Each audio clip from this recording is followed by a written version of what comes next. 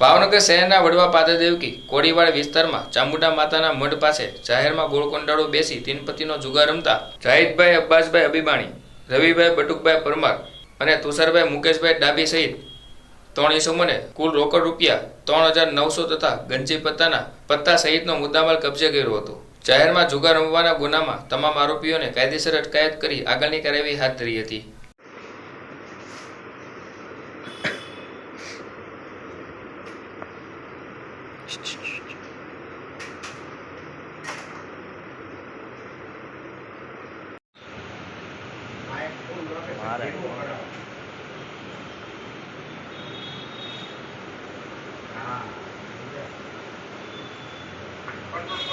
Sí, ya bien.